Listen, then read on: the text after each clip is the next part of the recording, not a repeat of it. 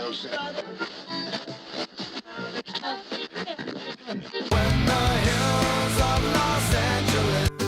Angeles, I'm and most Hollywood nights.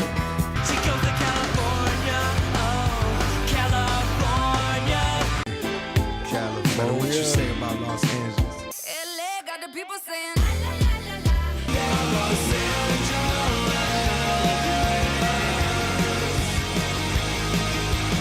You're listening to Corner of the Galaxy on cornerofthegalaxy.com.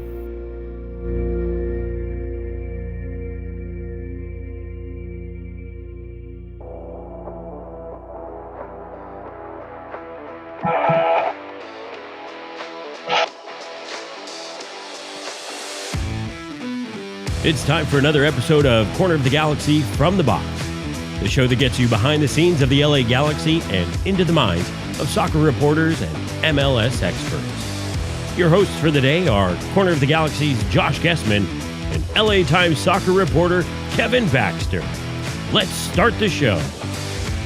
Hello, everybody, and welcome to Corner of the Galaxy from the Box on cornerofthegalaxy.com. I'm your host, Josh Guesman, coming to you on a Monday, May 15th. The LA Galaxy coming off of a 2-1 win over the San Jose Earthquake. Surprise, surprise. Predictions guaranteed to be wrong on this show, except I was almost right, and I'll take that. Galaxy getting the victory, Joveljic scoring a goal. We'll talk Chicharito. We're going to talk about Ricky Puig, all that fun stuff that happened against the San Jose Earthquakes and the win in the Cali Classico. So I want to get you through that. There's some other little news nuggets here. Galaxy actually traveling to Columbus. We'll give you a little bit of details about how that happened and why they're already there. So we're going to get you that. And then, of course, we got to talk about the Columbus game as well, because we've got a Wednesday game. That's right, a Wednesday game coming up.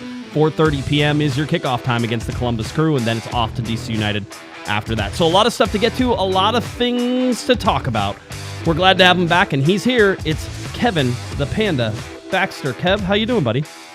You know what? This game this weekend, I've had really strong feelings about the Galaxy all season. Going into the season, I thought they were going to be really good. Mm-hmm. And then when they got off to that 7-game winless streak, I thought, you know what? Maybe this isn't the year. Things just seem to be going bad. And it seemed like things were getting worse. There was the boycott and all that stuff. And then I thought, well, you know, maybe this is going to be a terrible year. It's just not their year. After this game on Sunday, it's like the glass is half full, but it's half empty. They are out of the wooden spoon race leadership only by points per game. Right. They have the fewest wins in the league too. They're second in goal differential, second worst goal differential. But they've won, if you include the U.S. Open Cup game, they've won 3 of their last 5. They're only 3 points out of a playoff berth.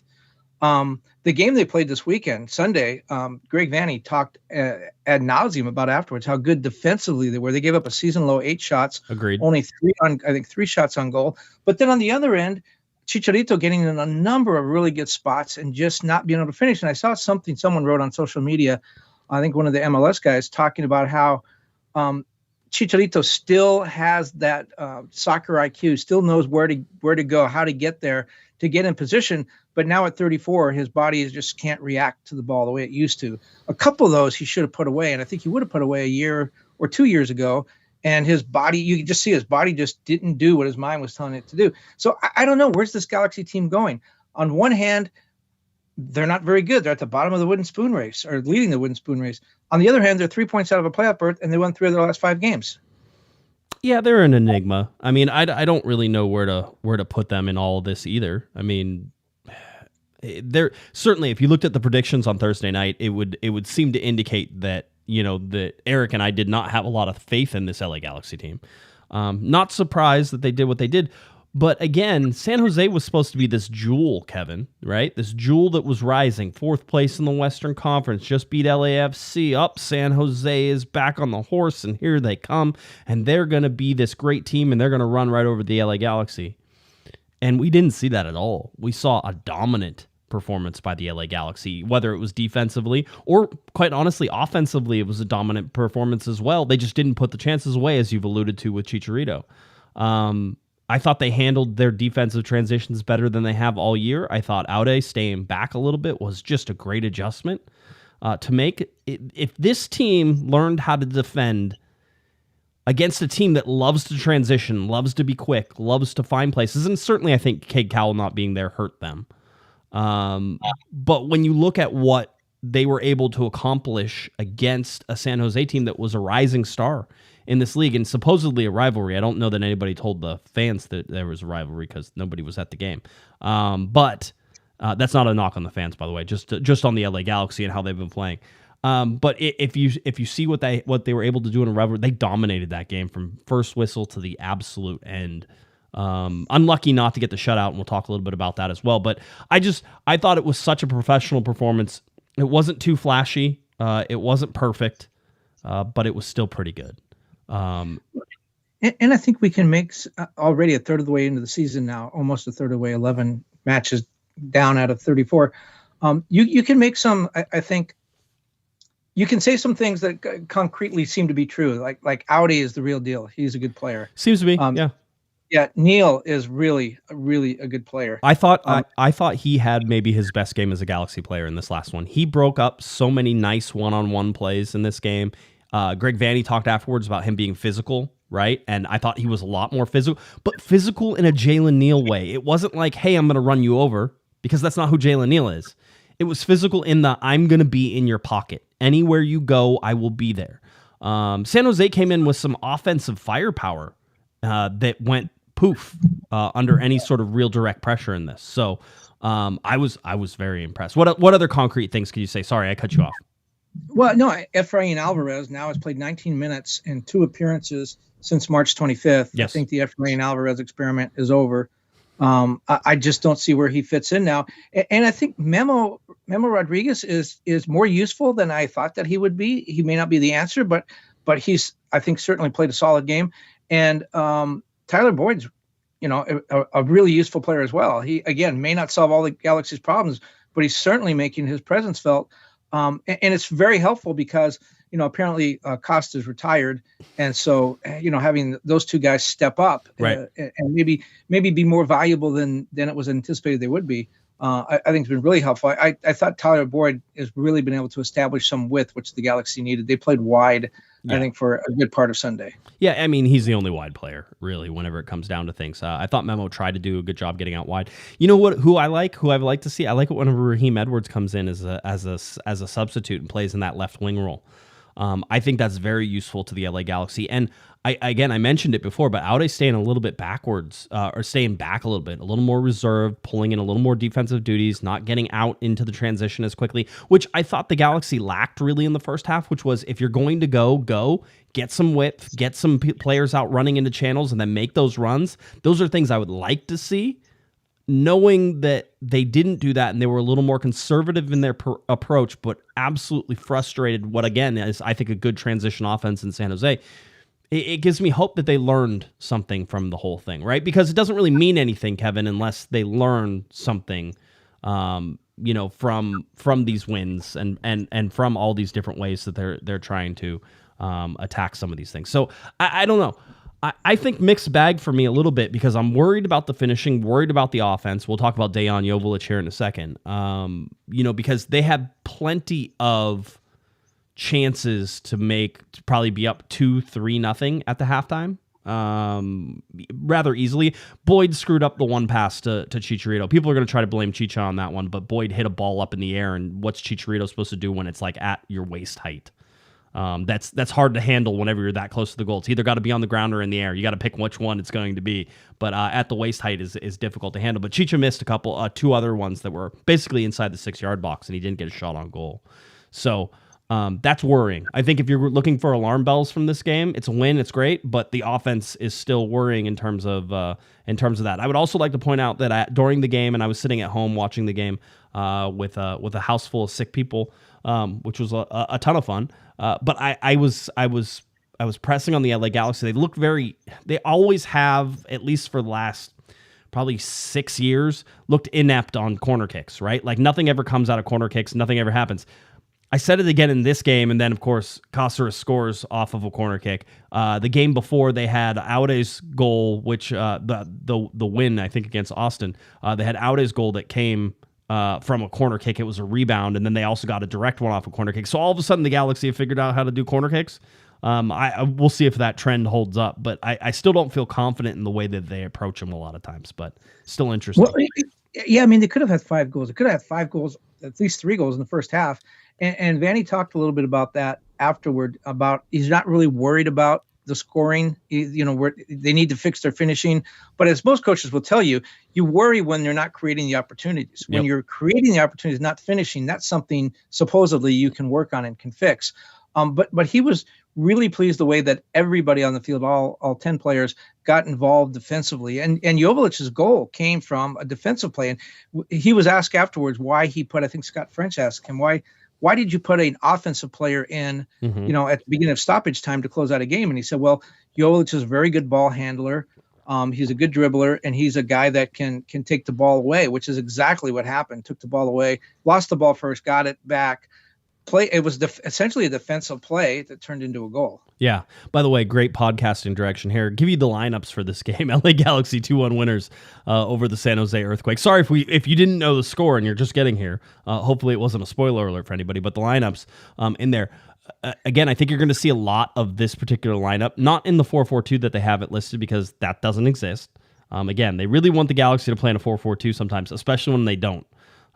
So you had Ricky Puig in the center, you had Mark Delgado and Gaston Brookman, maybe more of a 4-3-3 with Tyler Boyd up top and Mem Rodriguez also pressing out on the left-hand side, the back line of Aude, Neal, Caceres, and Caligari. Caligari, by the way, what a game that dude had. Very stealthy. The backs were very the Galaxy back line, all of the back line, but the outside backs are outstanding. And I really think Jalen Neal is benefiting from this pairing with Caceres, a guy who's played in 4 World Cups. You got a teenager with a guy who played in 4 World Cups. I mean, that's kind of a dream pairing, isn't it? One guy teaching the other guy, and the youthful guy bringing his athleticism to help sort of bail the older guy out. I mean, it seems like a perfect matchup. Yeah, it certainly feels. This is my thing, though. Here, let's jump ahead. Why not? We're going crazy and rogue today. At some point, I'm going to tell you how I went to In-N-Out today and launched a volcano of soda all over my car. But we are not there yet, so I want to. Yeah, I know. What a tease! Spoiler alert! Yeah, that's why you come to this show, to hear about the soda explosions. Serves me right for going in and out. Why didn't I just get something healthy, Kevin, instead of getting a hamburger? Why did I see? It all makes sense. I should probably go vegan, right? You should. Eduardo, by the way, gave us a $5 super chat. Says normally in rivalry games they pour a beer into plastic cups, but they didn't on Sunday. Does that mean that the Galaxy don't think that the San Jose is a rivalry game anymore? Because I almost don't. I was like, eh. I don't think so. No, I think LAFC clearly the 19th El Tráfico is coming up. No two teams have played each other over the last 5+ seasons more than those two teams. But I would also put Seattle had just given some of the recent play. When the Galaxy used to make the playoffs. Remember when they used to make the playoffs? Yeah. And Seattle would be the team that always knocked them out. And then you had the connections with Ziggy and some other things. I don't see San Jose as a rival at all, really, to be honest. Seattle and LAFC. There's still something there. It's just maybe it's obviously not as elevated as LAFC. That's fine. The thing that I wanted to bring up, because you were talking about the defense, I really think this is a good defensive team, but they don't show it. Right. And it drives me absolutely batty, because as of right now, if we predict out with the goals conceded to date at 18 in 11 games played, right now they're going to give up 55.6 goals, which is about 4 or 5 goals more than they gave up last year. All right. Now, plenty of time to course correct on that, because you're still, like you said, basically a third of the way through the season. Right. But that's the thing that drives me crazy, is that I am convinced this is a good defensive team. And they constantly show me little mistakes that show me why they are not a good defensive team, but they're still, the way they're built, the way it's certainly built for the future outside of having to replace Caceres, which is going to be a big task. I think this is his last year. I really do. Maybe he comes back for another year. He doesn't look like he's slowing down. I'm not trying to push him out the door, but it was already sort of a question mark about whether he would come back for this season. I'm still looking at that saying, okay, maybe he's not the guy that's going to be there for next season. And can you look at a 35, 36, 37-year-old defender and in the same way that you can look at, a 35-year-old defender, that type of thing, right? So I think you can give him a little bit of a break, because Caligari and Aude have only been here, Aude especially only a couple of weeks. They're still trying to gel. I mean, I think some of the problems earlier in the season were on the outside, wasn't so much the two guys in the middle. So I think they're still gelling. I'd be interested in seeing them give up that 0.6 goal though? How do they do that? Is that like a ball that goes halfway in? It's just an average, Kevin. It's either going to be above or below that. Actually, it's probably not going to be either of those because it changes after every game. It's okay. We're gonna work on you with statistics. It's okay. It's okay to understand decimal points every once in a while. Stats, by the way, the Galaxy dominant in possession, 56.1% over San Jose, 17 shots to 8. 5 shots to 3 on goal, should have been a lot more. Block shots 3, total passes 547 to 425. Passing accuracy, again, 91%. Galaxy are the top passing accuracy team in Major League Soccer. Sometimes I think that's a rub on them a little bit, as in they're not putting passes forward as much. I know I was listening to the great and wonderful Joe Tutino last night because I had the option of switching over to him. So I haven't gotten really to listen to him a whole bunch this year. So it was nice to have him. And he was saying sometimes these balls have to go forward. And I agree. I will also say that the Galaxy played very much within themselves. Remember, I think we talked about it even last week, certainly on the Thursday show, but it was the guys trying to do too much, Kevin, right? Everybody's trying to do too much, doing too much, trying to go above and beyond. Everybody has to be the reason that they are the reason for the play, right? If Ricky Puig gets the ball, it's because Ricky Puig wants to score a goal. You know, everybody is trying to go over and above what their capability is instead of just playing within the system, right? This was a system game. All right. I didn't think too many times, not maybe a couple times, but not too many times did I see people trying to do too much with the ball. And again, if you learned something, you learned about the effort needed to put in this type of defensive game. You learned about how to sort of put in the effort for this defensive game. I know these are professional players. I know they've been playing forever. But when you can learn these little things, Kevin, it's such a huge advantage understanding, especially when you're going on the road to Columbus or especially when you're going on the road to DC United, what you do and how you do it and understand the effort levels that are necessary to compete day in, day out in Major League Soccer. Because this Galaxy team has no problem getting up for the big games, right? LAFC, plenty of energy. They go hard, all those types of things. Seattle game, they played very well. A lot of high energy, a lot of stuff. They know what the effort, when they don't have to think about effort because it's just 100%, right? They do very good. When they have to think about effort, how to manage their minutes, how to manage the emotions, how to do all those things, I think they're a horribly inept team. Yeah, and I think Houston and Colorado are good examples of that. The thing, remember, Vanny after the last loss talked about how the team, they didn't seem to be buying into the system, or they weren't executing what he'd asked them to do. I mean, that was my takeaway. Those weren't the words he used, but right. They didn't seem comfortable with what they were being asked to do. And he blamed some injuries on that, unavailable players. I thought the Galaxy seemed very confident in what they were asked to do, and they all seemed to be on the same page. Everybody seemed to know where they were supposed to be and where their teammates were supposed to be. Well, where has this been, though? That's the whole question. Is you're 11 games into the season, you've seen it. You know, the Austin game was not a great game by the Galaxy. Austin is just a really bad team. San Jose is different. San Jose is a good team. At least they're masquerading as a good team for right now. And they were absolutely, stomped on. I mean, in many ways, you can look at the game against LAFC where the Galaxy played very well and, again, stomped sort of on an opponent and still lost that game. It's just that I'm tired of talking about they played well, but they didn't win, right? And that's what almost felt like this game in the first half, which is, man, they're dominating this game. They got to get something out of it. Costaris with his first MLS and LA Galaxy goal, that certainly helps. You know what is interesting about that? If you take out the Austin game, which they won 2-0, if you take out that game, the Costaris goal marked the first time the Galaxy have led since the opening half of the opening game. That's astounding. Yeah, I mean, they've only scored here. We can actually bring up that chart. I have that chart. They've actually scored first out, and not including the U.S. Open Cup game because it's not a league game. But they've scored first 3 times, right? In those games, they've scored 5 goals and allowed 4 goals. One of those games was a loss. That was the 3-1 loss to FC Dallas at the very beginning, right? So they had that one. Then they had the game that was 2-0 against Austin. Then they had the game now that's 2-1 against San Jose.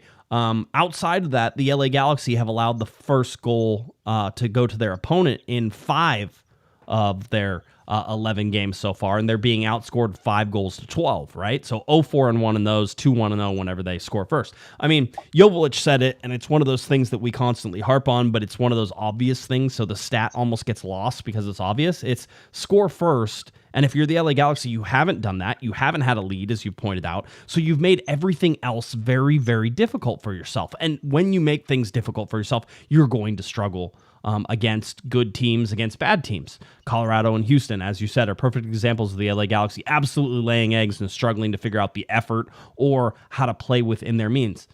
Really something that they should know by now, especially after last year. But when we think about when Ricky Puig and Gaston Brugman came into this system last year, it was basically balls to the wall, right? There was no, hey, we need to rest. We need to rally just to make the playoffs. We need to just go. And so really they haven't had a full season and have to measure out that effort over a full season. I think that's going to change things. I think you're going to worry about that with Aude. I think you're going to worry about that with Caligari, although both of them played a lot of games. I think the biggest guy you're going to have to worry about going 34 games, Jalen Neal, because he's never played 34 games at this level before. By the way, he makes it look easy, so I tend to believe that he's not going to struggle with it. But we've seen a lot with guys who are not used to playing this much soccer. They come in to a professional league, they do all the stuff that they're supposed to do, right? And then they go and they fall flat because their bodies are not used to the physical demands of playing 34 games plus Leagues Cup, U.S. Open Cup, all those other games as well. Well, only two guys have started all 11 games. It's Brugman and Delgado.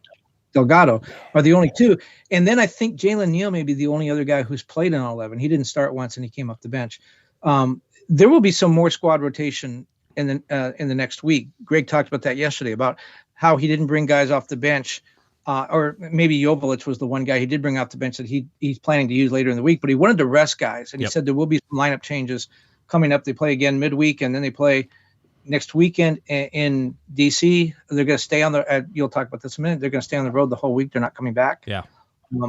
So we will see the Galaxy depth test a little bit, and that's going to be tough because they're missing guys. They're missing Costa. They're missing Mavinga. I don't know if Zabaleta is going to get some time now in here. There are some injuries that hurt their depth a little bit. Yeah, and I think overall they're not a hugely depth generated team. They're not a deep team in a lot of these areas. I know there was a lot of questions about why Chicharito was still playing 90 minutes all the way through, and then Joveljic comes on, and why did Chicharito play so many minutes? Well, it seems likely that Greg was sort of trying to offset that. Perhaps Joveljic starts against Columbus, right? It's one of those. Yeah, I think that was the obvious message, because he did say we tried to limit guys, and so Chicharito goes 90 minutes. He's not going to play again on Wednesday.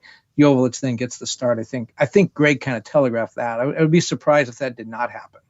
Yeah, it's that's sort of where I'm at as well. I'm trying to go through all this stuff and just see the LA Galaxy. This was the 96th time that LA and San Jose have played each other. 45, 33, and 18 are the LA Galaxy. And the Galaxy in that hold a 36, 28, and 16 record in play, a 4-1-1 in the U.S. Open Cup, and a 5-4-1 record in the MLS Cup playoffs.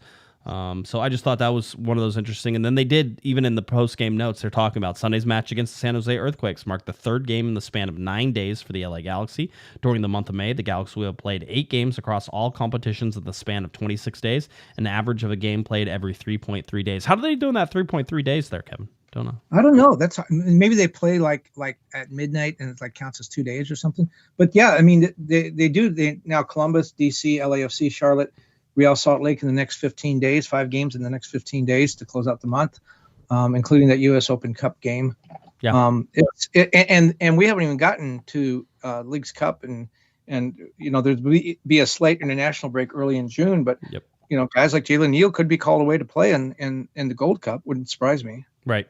Could, in the Galaxy's last 5 matches played across all competitions dating back to April 22nd, the Galaxy hold a 3-2-0 record, 8 goals for, 7 goals against. That's for Good Vibes LA Galaxy channel on Discord, is that take that little section of things and make it your headline for everything. It's look at this. They're playing better. Look at this little group of games. Because if all you have to do is go out a little bit and realize that the group of games was also horrendous to start. I would like to point out, guys feel better than. I mean, Joveljic talked about that yesterday. I asked him, now does that lift that black cloud a little bit? And clearly, it doesn't lift the black cloud totally. But he said, yeah, it's always fun to win, and when you win, you feel better about yourself, and you feel like the work you put in, paid off.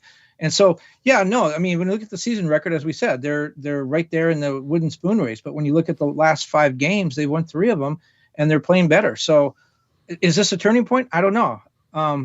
We'll have to wait to find out, but it's certainly better than they started the season with. Yeah, it feels that way. Again, I'm reluctant to jump on they've turned the corner. Everything's okay, guys. Don't worry about it. Everything's going to be great, and nothing. And it's all unicorns and rainbows and everything else that are going on. So the passing network, interesting. Tilted towards Boyd, certainly. Chicharito leading up on top. Ricky Puig getting forward, and you can see that the 3 and the 20. So the Galaxy really did decide, it looks like, on the left-hand side to sit back more. Allow Aude and Memo Rodriguez to be a little more recessed and a little more reserved than on the other side where you had Caligari really pushing through. And again, Caligari had a really great game. A lot of good take-ons, a lot of good tackles, a lot of little things whenever you look at it. The fun thing certainly was whenever Dejan came on, Opta had a stat out. It said 48 Dejan Jovalich's. By the way, the Galaxy have a 49, but we'll go with Opta for now. 48 Dejan Jovalich goal, 48 seconds after coming on as a substitute, was the fastest any LA Galaxy player has scored after entering as a substitute in a regular season match in the club's MLS history. That was the fastest one. Guy comes on, 48 seconds, he scores a goal. There's something, I'm sure there's a joke in there somewhere that ties Jovalich's 48 seconds scoring a goal and the Galaxy Sperm Bank commercials that they're running in the stadium. I'll leave it to other people to make that joke, but there's got to be one there. I'm just saying. Again, PG-13 family show. This is a family show. Yeah, you can connect those dots. You went there. You can connect those dots as you see fit, right? That's what it's you can. That's why it's all a bunch of different levels, right? It's like whenever you watch a Pixar film, there's certainly the base level story, and then there's the adult story that's being told over top. That's what this show aims to do: give you the adult story with the base underneath it as well. Big giant celebration, all those fun things. For his work, and I think deservedly so, I think maybe Caligari also could have been put on this. I'm surprised not to see him on the bench. I thought Neil possibly could have been put on this as well. But Ricky Puig was named to the team of the match day, no longer team of the week, team of the match day, as the LA Galaxy get a win, and he's in that midfield there as well. So that's a big sort of thing. The other thing was, I think there's been a lot of rumors looking at Puig and Dejan Jovalich, and maybe they didn't like each other because there was that one celebration where they didn't go over, but that didn't seem to be the case, as they all dogpiled onto the bench after the goal, and Jovalich out there with his shirt off, and then Jovalich coming in, and he said straight up, and I even highlighted it because I thought it was good. They asked him on celebrating with his teammates. He said, "Everyone needs the support like I had. If every player has the support like I had, I think the sky is the limit for us." That's not a guy who's disconnected from things. That's a guy who scored a goal, who's there with again, I think people try to blow things up out of proportion a lot more than they really are. This is, and it feels like this is a tight-knit group. It feels like they enjoy each other. Whether or not they're disgusted and tired of Greg Vanney yelling at him for stuff, he plays a difficult system sometimes, and if you're not doing your job, he's going to let you know. You know what? I read that the other way. He had some interesting quotes. He also talked about his goal celebration. He said, "I don't know what I did. I blacked out." He did. That's what he said. I blacked out. I don't remember. And he also said something like, to the effect of, you have the quotes there, that when you come in and you only play, when you come off the bench and you only play a few minutes, it's much easier to score goals because everyone else is tired. And so rather than what he has said in the past, which is, "I want to play. I don't know why I'm not playing. I need to play. I can't score if I don't play. I'm producing. Why don't I play?" This time it was like, "Hey, I'm really good off the bench. I like playing off the bench." I don't know if I'm too have gone as far as you have, to the degree of everyone's happy. I think either Dejan sat back and reflected and said, being selfish is not helping, or someone talked to him and said, being selfish is not helping.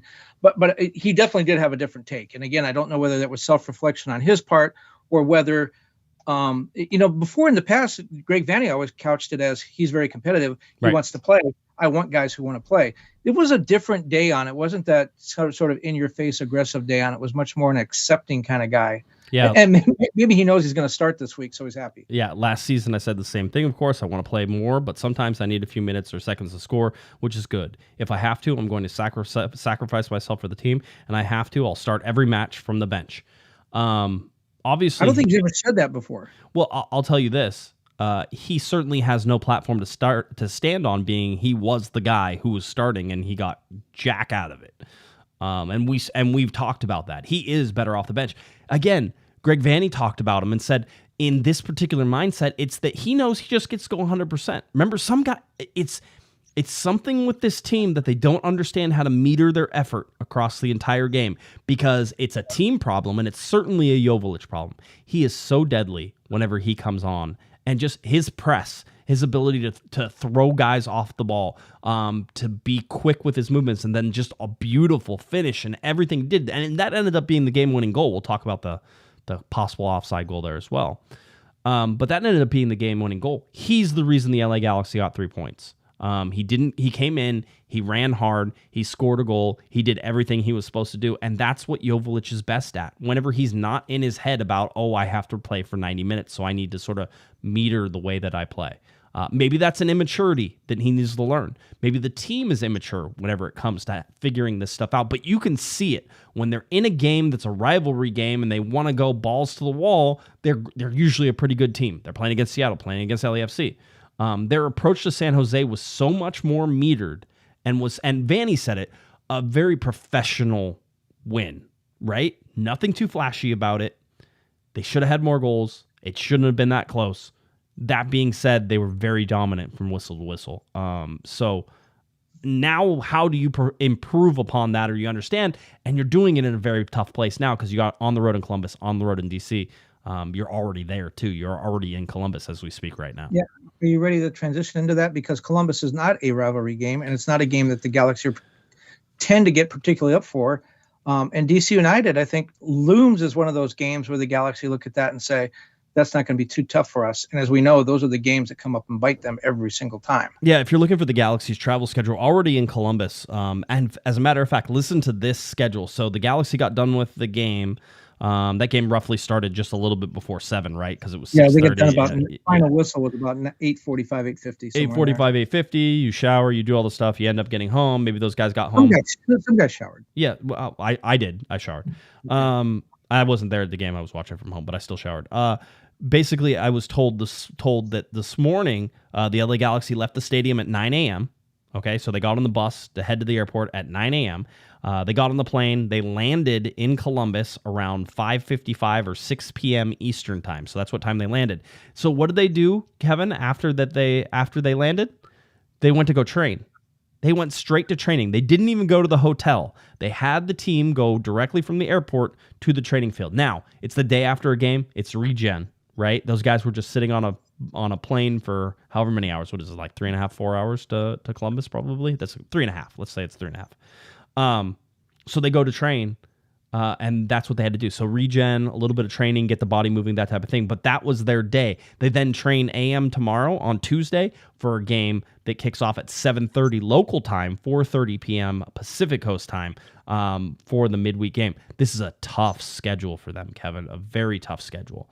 And one that's going to keep them on the road. After the Wednesday game, I believe they're going to stay in regen in Ohio, and then that afternoon travel to DC and get ready for that DC game. So the travel requirements on the bodies that are happening right now are going to be significant in terms of what you're expecting to. So I don't want to get into previewing the game yet because I want to go over a couple more things, but that's still that's going to be a big hurdle to what I consider still an immature team.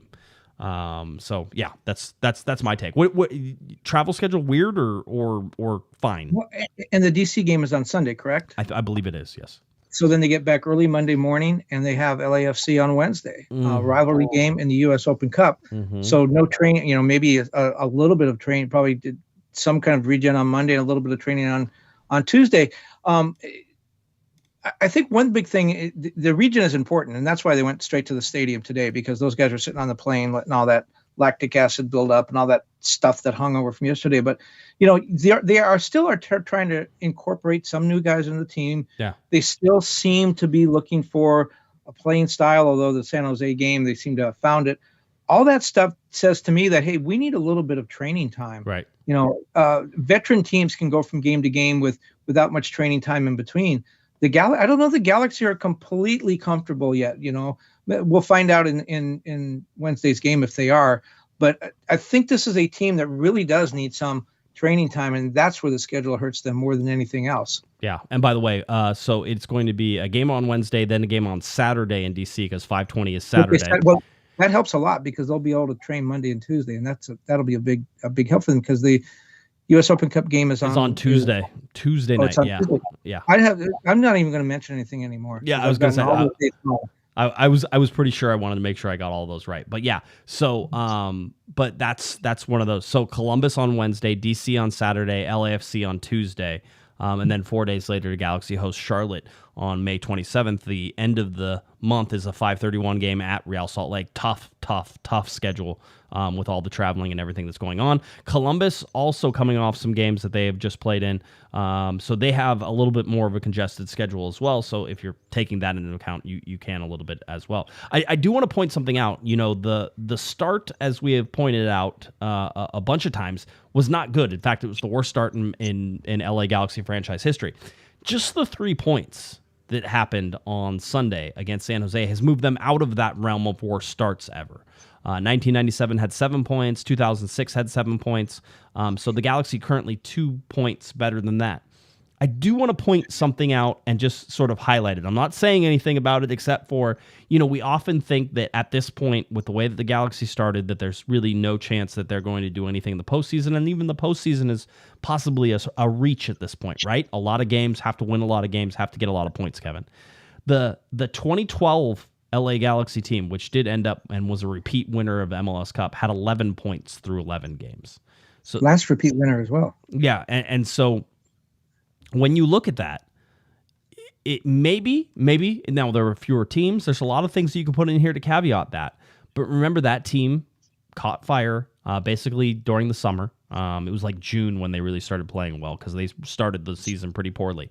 As a matter of fact, they played that season so poorly that they had a winless streak that was actually similar to the winless streak that the LA Galaxy in 2023 have had. So the LA Galaxy in 2012, the year that they won an MLS Cup, went on a 7-game winless streak. Wasn't that postseason tournament? They wound up hosting the MLS Cup against Houston, and they were the 2 last teams in, and the only way that the Galaxy could have hosted was if Houston. Yeah, that's where I was going. I remember that it was like, oh, they're gonna have to run the table on the road, and then Houston wound up getting in there somehow. And that was the only team in the tournament that had a worse record than the Galaxy. Yeah, and so I mean, realistically, that's what the Galaxy are shooting for this time too, right? Is to get into the playoffs, then to win all the games that you need to win and get to MLS Cup, right? I mean, it's just like they get to sneak in, and even if they sneak in, there's a possibility. 2012 shows you that is.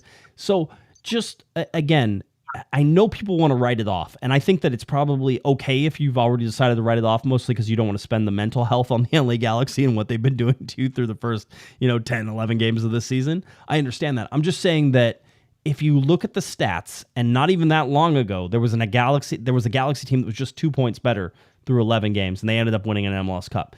Are these two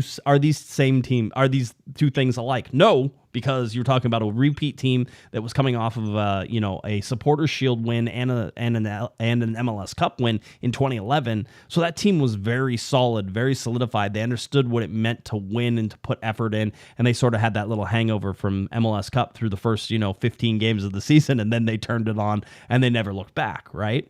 So. But there is a comparison, at least stats-wise, to be able to put those two teams together. It's not impossible. MLS is certainly crazy enough to mean that it doesn't need to be impossible. It's a stretch right now, and the Galaxy haven't proven that they're winners yet.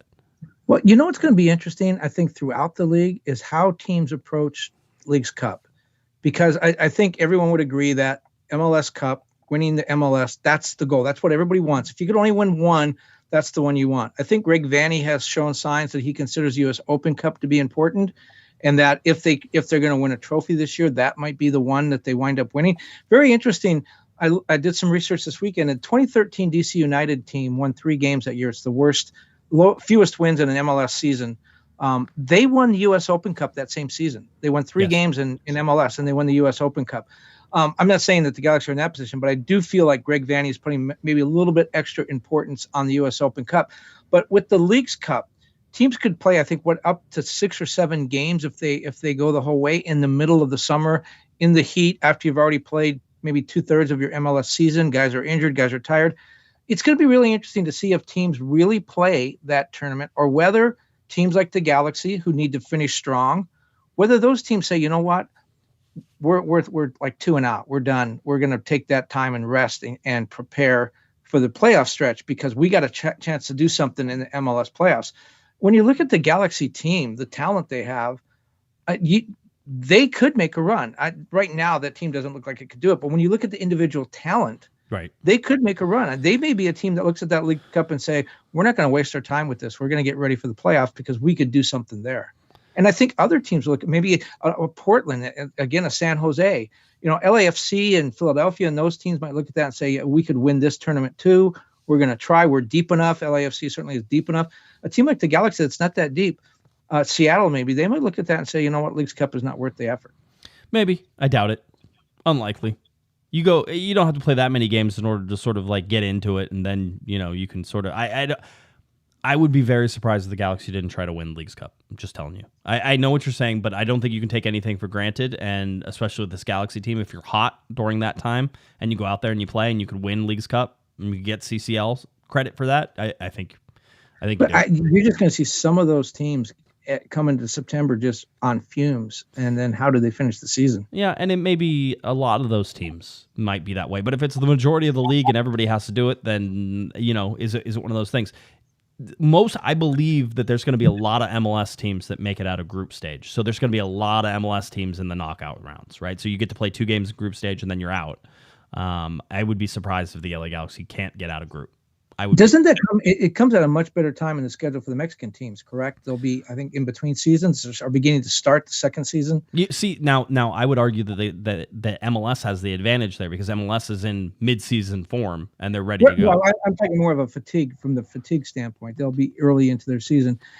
I'm just wondering, gosh, the possibility of seeing some really bad soccer at the end of the season exists. Have you been watching the Galaxy through the first 11 games? There's been some really bad soccer. And that's kind of what I wrote this morning. The Galaxy are way too good to be this bad so far. So I wanted to go to Chipotle for lunch. This is called a great segue. Wanted to go Chipotle for lunch. Okay, or no segue. Or no segue. Yeah, who needs segues? I wanted to go Chipotle for lunch. I drove by the Chipotle. Line was out the door. Unfortunately, I really do like to take lunch early. This is a strategy. I like to take lunch early, like 11:30, or go late, like 1:30, right? Because you don't want to wait in line. I don't want to spend half my lunch hour waiting for like dinner, for lunch to be made as I'm going through all the stuff. So if you hit it early, you can get in and out. If you and usually I mobile order. I forgot to mobile order today, so I was already in my car. I headed to Chipotle. Line's too long. Happens all the time. Decided then.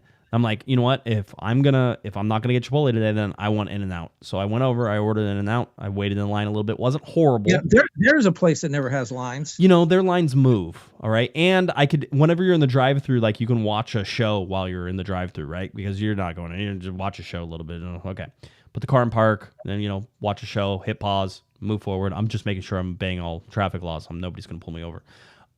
So I do that. So I get in there. So now I'm starving by the time I get out there because I thought I was going to have Chipotle. Now I'm having In-N-Out.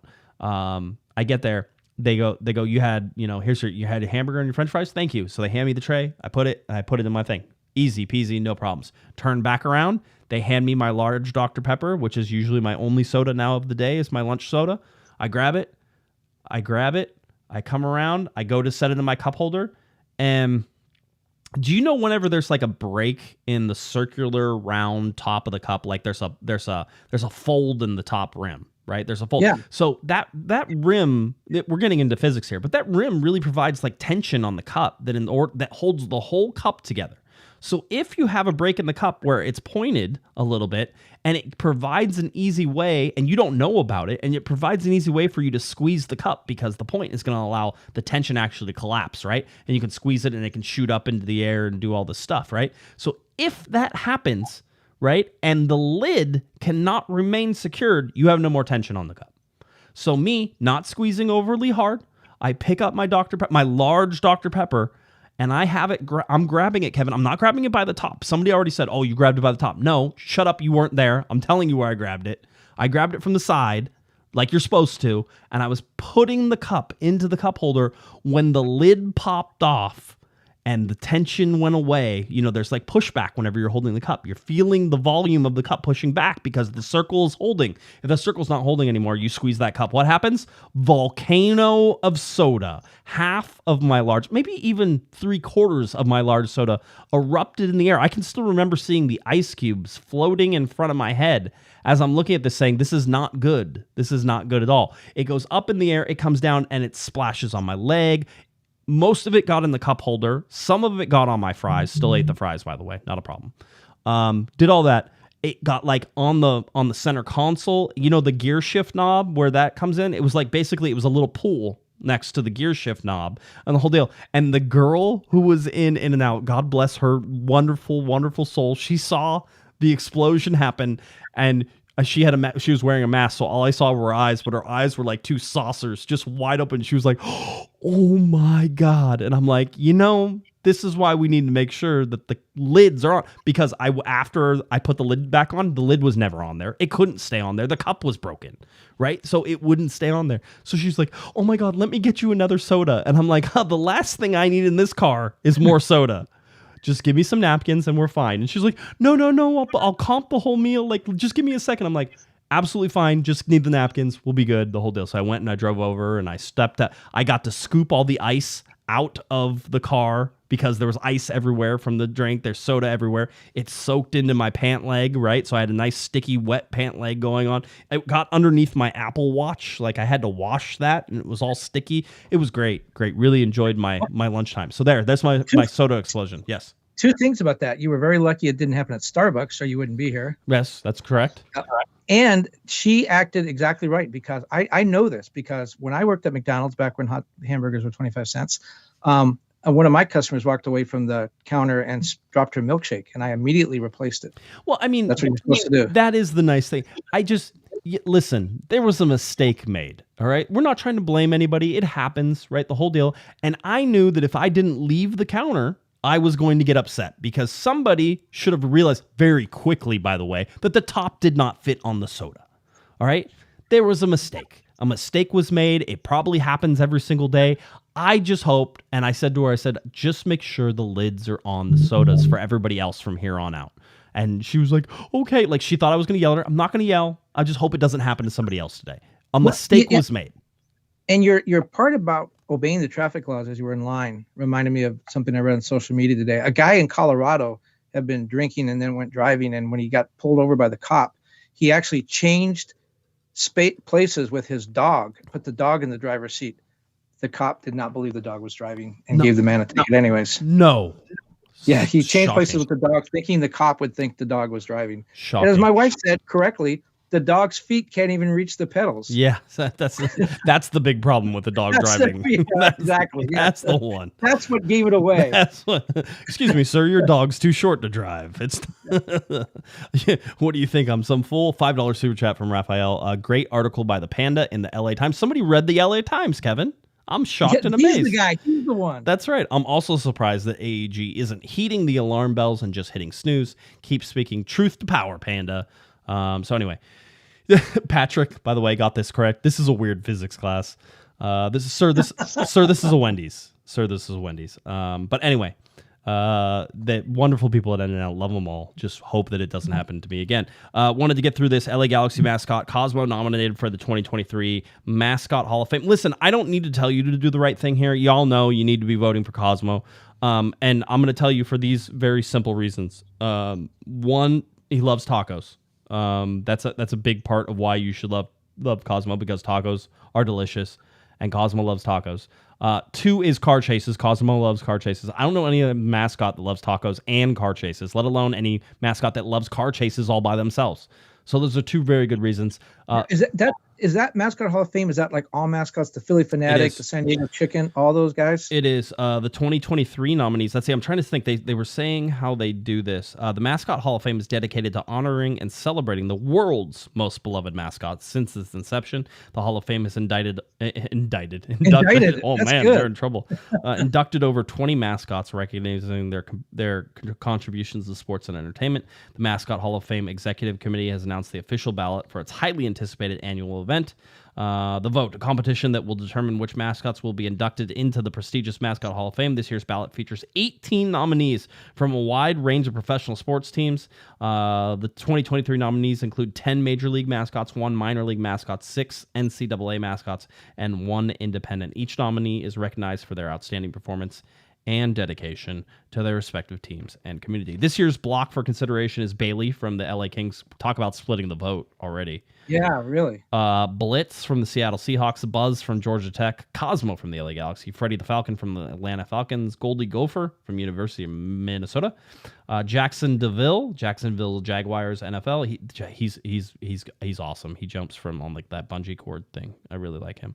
The LA Galaxy need to get Cosmo jumping off like the roof of the stadium and bungee cording across. Cosmo, you're welcome for that. Miles, Denver Broncos, Otto the Orange, Ramses, University of North Carolina, Slugger, Portland Sea Dogs, Staley the Bear, from the Chicago Bears, the Bearcat, University of Cincinnati, the Blue Devil from the Duke University. Kind of hard for the Blue Devil not to be in the Mascot Hall of Fame, isn't it? Toro, Houston Texans, Wally the Green Monster from Boston Red Sox, Yojo, who's an independent. I have no idea what that means. And then Punter, the Edmonton Elks from the CFL, Canadian Football League there. The Colorado Rockies have a very underrated mascot. It's like a Tyrannosaurus or some sort of a Triceratops, some sort of dinosaur. Very underrated. He should be in there. You're really selling it. You're really selling it. The other reason that Cosmo should be inducted in the Hall of Fame is that, despite the fact that I know that Cosmo has been at least 2 people, or friends. There's been at least 2 friends who help with Cosmo. Let's go the Disney way. 2 friends that have helped with Cosmo. I think that they've actually done a really good job of being consistent across that. Saying hi to Cosmo. Cosmo recognizes people that if you're around, Cosmo knows who you are. Cosmo is almost family.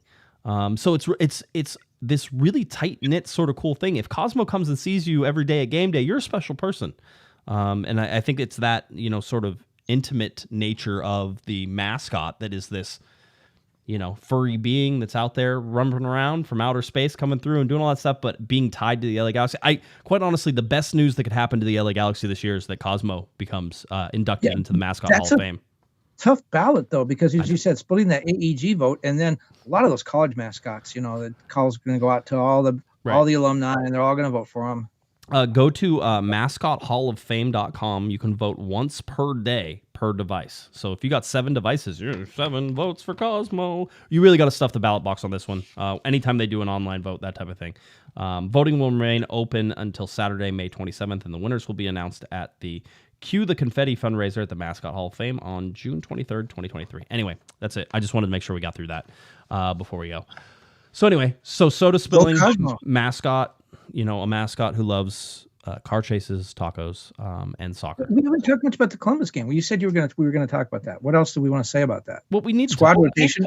Who's going to play? I think we've already decided that Chicharito is not going to play and Joveljic will. You can't go without Ricky Puig because we saw what happened in Orlando when he's not there. He's young enough to play again, right? Does he play both games? Does he play Columbus and DC? Yes. Yeah, he plays both. He plays all the games. He's just going to go. All the young guys will play all the games. Aude, I would imagine. Caligari, I would imagine. Neal, I would imagine.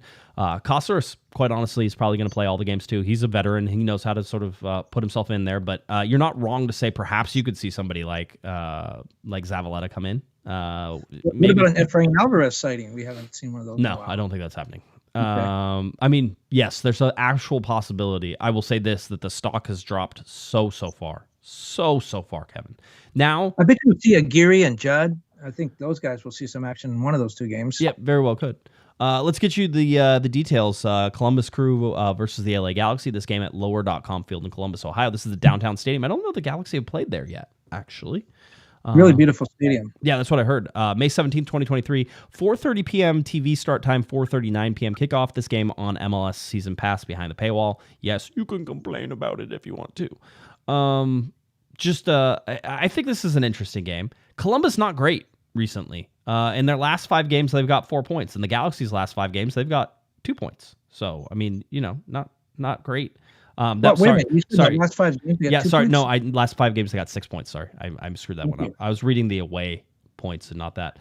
Galaxy 2-6-3, 9 points. Columbus 4-4-3, 15 points. So much better in terms of that. They had a much better start. Both teams, by the way, on 11 games played.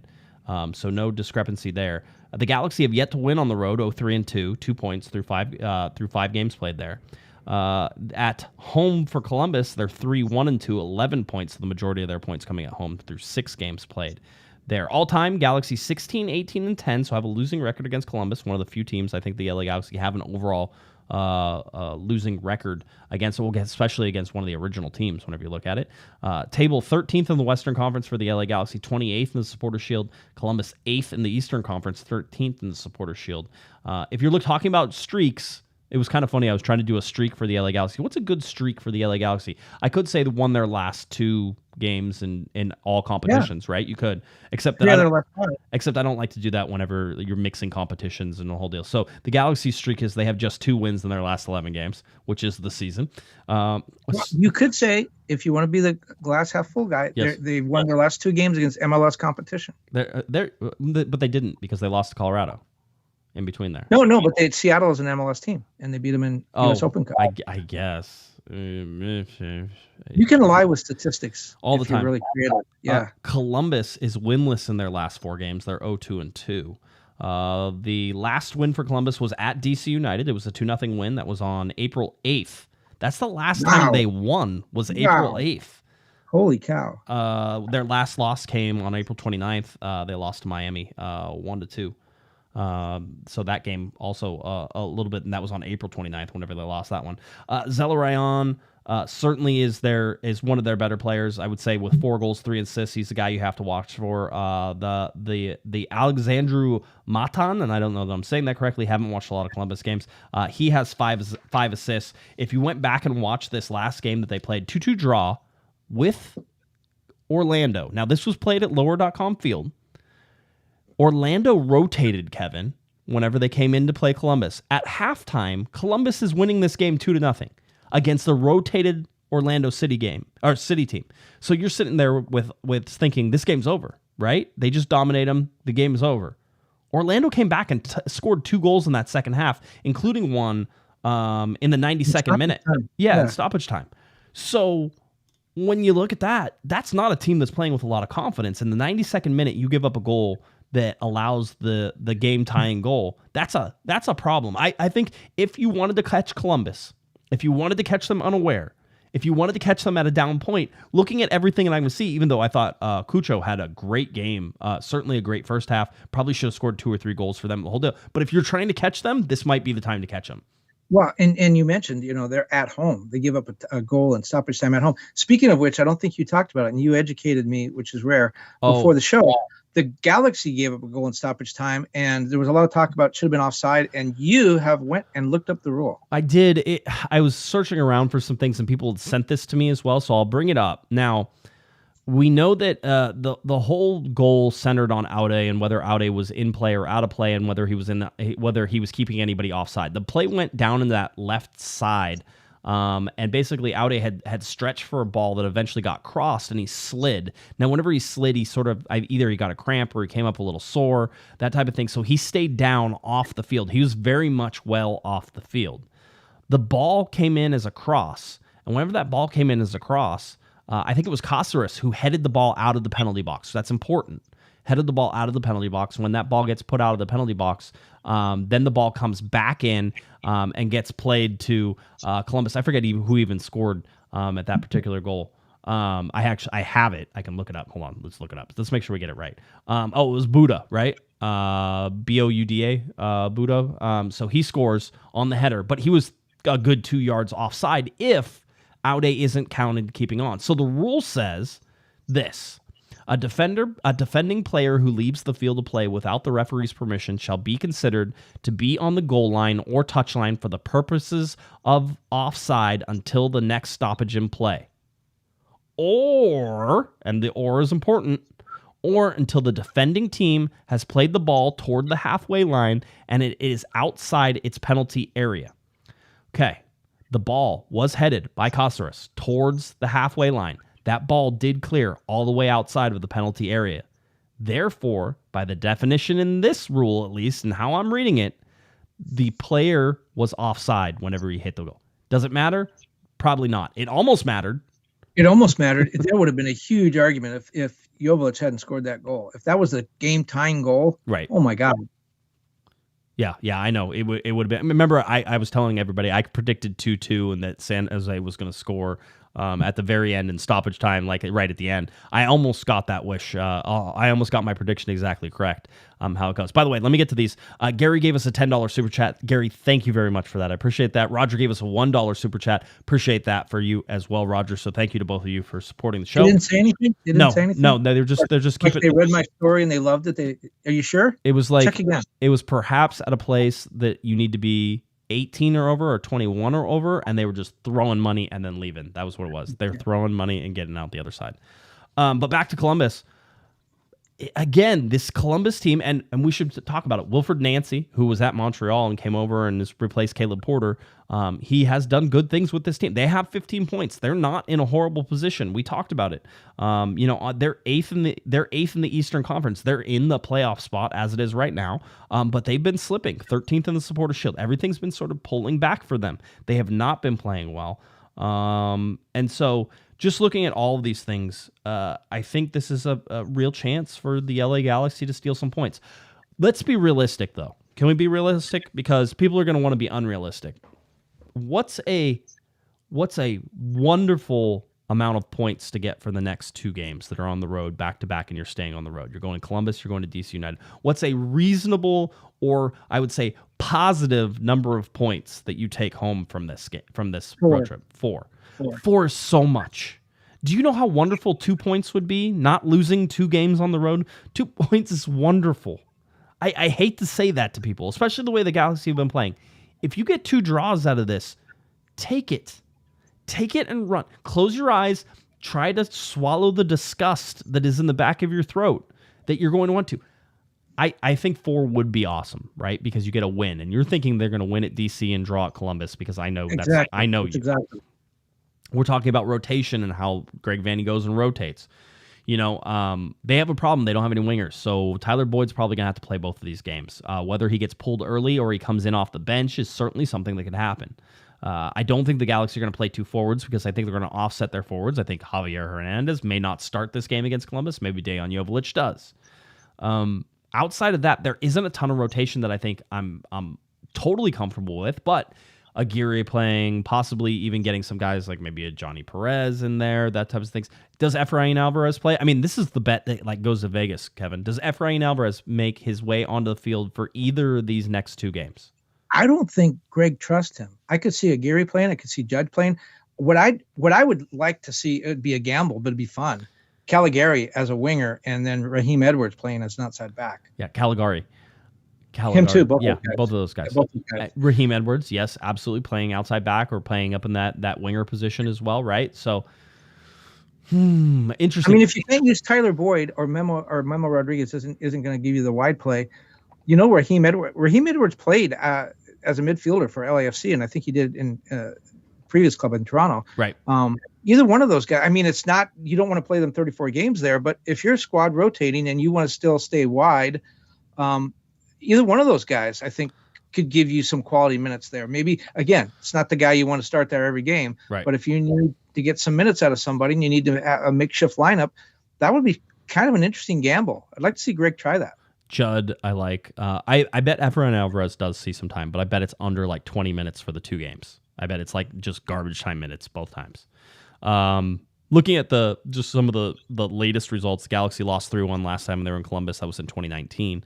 Go all the way back to 2017. They lost 2-0. So not exactly great in terms of where Columbus is and how the LA Galaxy are possibly going to go out there. I will say this: schedule congestion for the Galaxy, schedule congestion for Columbus as well, right? They played Loudoun United in the U.S. Open Cup. They beat them 5-1. Then they went and played that 2-2 game against against Orlando. That one was there. They have the LA Galaxy. Guess what comes on the other side of the LA Galaxy game? And that might perhaps give Columbus pause to think about a game that's coming. It's the game against Cincinnati, right? So they have a rivalry game coming right after they play the LA Galaxy. Again, if there's a time to nick it, If there's a time to take one when they're not expecting, this might be it. I could see the Galaxy getting an early goal, a 1-0 sort of goal, and then just waiting Columbus out for the next 86 minutes or something. Galaxy score in the first 4 minutes, obviously. That's one of those where you see sometimes in football, people will be like, oh, they scored too early, right? In American football, you're like, oh, they scored too early. They scored too fast. They shouldn't have scored. That might be the LA Galaxy in this particular case. So I could see them stealing something like this. I think worst case scenario is they get a point out of this game. I think that they could steal this Columbus game. I think. What do you think of the return of Jonathan Bond? How do you think Bond has played in his last 2 games? Fine. How they Fine. I don't know. Is there anything more than you need to say about then he's played fine? Is there anything that he was spectacular at? Did he make any huge mistakes? I didn't think any of that stuff. So he's fine. I like the way the guys played in front of him. I think Bond is good. We've seen games where he's made a dozen saves and he did well in those games. But I think the best way for the Galaxy to play is do exactly what they did: limit the number of shots. 8 shots, 3 on goal. Bond, will come up big when he needs to, but when he has to make multiple saves or a lot of saves, like all goalkeepers, it's the more shots you face, the more you're going to give up. It's just statistically, that. Making sure that you limit Bond's work, I think, helped a lot. Yeah, very well could. Okay, so is there anything we didn't talk about this? So we'll brush past it. Is there anything do we expect something to happen tomorrow? I'm trying to say this without saying there is something that is supposed to happen, but we're not allowed to talk about it, right? Do you remember what usually comes out in May? We may find out. We may find out how much certain players get paid. Maybe. Never know. Never know. Could be. I didn't mean you didn't have to say it. I didn't want you. You could have just been like, "No, I don't know anything that you're talking about." But they can go to cornerofthegalaxy.com. No, they can't. It's broken right now. I can't even. I would love to do that. I mean, yes. We just say it now. I mean, we gave it away. The MLS Players Association will have announced or have released the first batch of salary numbers. It's embargoed until tomorrow afternoon. Yeah. So you will go online. You'll see it in all the normal places, ESPN, The Athletic. You would have seen it in Corner of the Galaxy. That stuff will be online. But there's not. I don't think there's going to be any big surprise. We know the Galaxy payroll is around $23 million. We know Chicharito and Costa are the highest paid players in the team. Chicharito's over 7, Costa's over right around 5. We know that already. So that's not new. We're not breaking the embargo. The Galaxy payroll, again, coming around $23 million. It's going to be one of the highest in the league. I don't think it's the highest, but it's going to be maybe 2-3 in the league. And the Galaxy have 2 wins. That has earned them 2 wins so far in 11 games. It's not good enough for that kind of expenditure. Right. But we know that Greg Vanney always has high salary teams. We know that the AEG is a very deep pocketed ownership group. So that all makes sense. But still, 2 wins out of $23 million is not enough. The chat room's over here is like, oh, I thought you were going to tell us that Klein was resigning. I'm like, why? Like, they would tell us that. Like, we would be like, oh, well, here it comes. Everybody be prepared. No, they don't. Nobody's going to. Well, can I talk on that? Can you do it without getting yourself in trouble? Probably. Okay. I had a conversation yesterday in the press box with a Galaxy employee, high-ranking Galaxy employee. His speculation, we talked a little bit about, look, what's going to happen with Klein, because there's this black cloud hanging over the team, right? And they really can't make any decisions. My takeaway is they really can't make any decisions. There's some very interesting scouting prospects out there that would like to work for the Galaxy but don't want to work for current management. There's this black cloud over the team, but there's also this holding pattern that we can't move forward until this Klein thing is resolved, one way or the other. This person believes that that Klein will remain with AEG, but will be moved over and work maybe with Tom Braun on some of these things like the Coachella tournament, on this summer tour that's now coming back that AEG is involved with. It did so well last year and got 93,000 people to the Rose Bowl to see Real Madrid. He believes that Klein, my thought always was that Klein was going to be pushed over into the World Cup. He thinks that Klein's going to stay with this person I spoke with, believes that the client's going to stay with AEG, but he's going to be moved over to handle some of these international games, the Coachella tournament, other things, business-related stuff that we know that he's very good at, and that he will transition away from the day-to-day responsibility of overseeing the Galaxy, especially the playing field part of it. There was no sense that's going to happen tomorrow, but there is this feeling, and I've talked to other people around MLS who feel the same way, that the galaxy are just in a holding pattern and they're not moving forward, and they can't plan for the future until this situation is resolved. By the way, in those conversations with other MLS people, I was told that Douglas Costa has been offered to in trade to other teams, and other teams generally laugh and then respond immediately no. So we've talked about that. We've talked about that. He's not going anywhere. And even if the Galaxy pay the majority of the salary, which I think was probably part of the deal in the first place.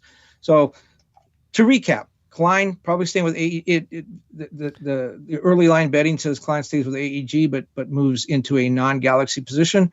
And Douglas Costa has been offered around, and nobody wants him, so he's here probably to the end of the season. That's my news. That's my news. Dun, dun, dun, dun, dun, dun, dun, dun. You should have like a little like outro whenever you say that. And that's my news. You know, that type of thing. It's like very, I don't know, Omaha, Nebraska, 1980s television. You know, the rugs.